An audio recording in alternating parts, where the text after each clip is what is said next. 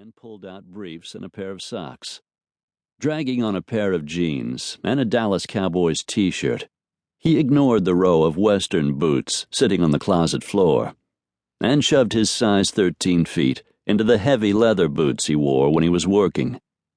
Gabe left the condo, and a few minutes later, he was pulling his big white GMC extended cab pickup over to the curb just a little ways down the block from the towers. Smoke and flame billowed out through the open glass doors leading into the lobby, but the fire boys were at work inside and had 3 powerful jets of water hitting the building from different angles.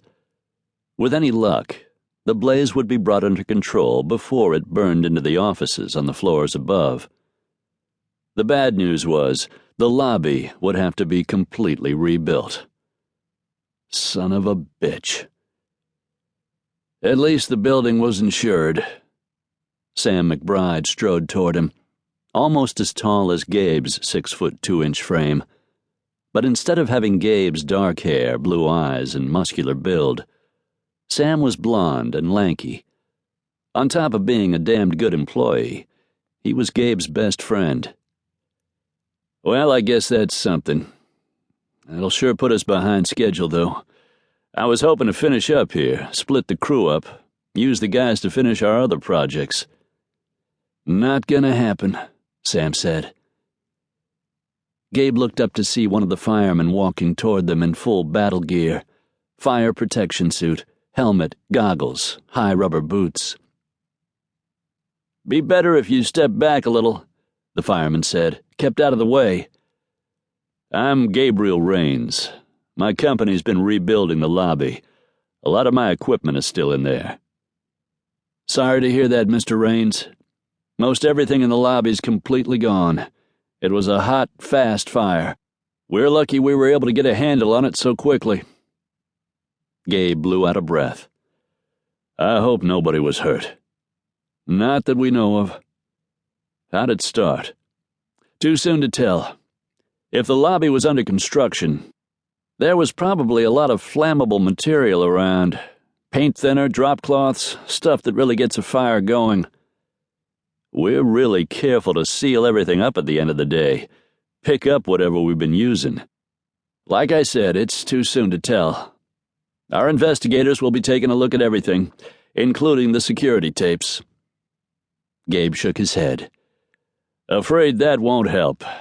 The old cameras are down. New ones aren't up yet. How many people knew that? Not many. Replacing the old cameras was kind of a last-minute management decision. Only a few people knew they weren't up and working. The fireman nodded and headed back toward the fire, pausing for a moment to speak to a second man in a blue uniform, late 40s, salt and pepper hair. Gabe realized the man had been moving through the crowd that had gathered to watch the blaze, asking onlookers questions. Now he approached Gabe and Sam.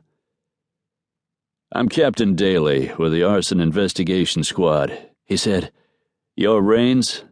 That's right. I understand your company's been working on the lobby reconstruction. Actually, we were damn near done. We've never met, but I know who you are.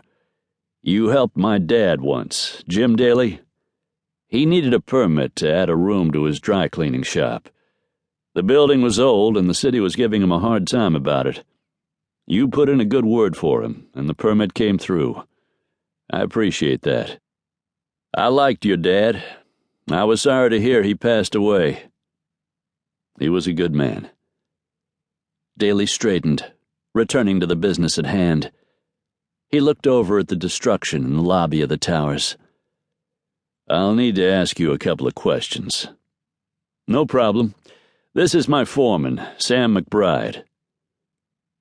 Daly gave Sam a nod and returned his attention to Gabe. What time did you get here? About 20 minutes ago. We both live in the area. Sam was heading home from a date. He followed the fire trucks and gave me a call. You see anyone going in or out of the building? You guys were already here by the time I arrived, Gabe said. I didn't see anyone else go in or out. Daly turned to Sam.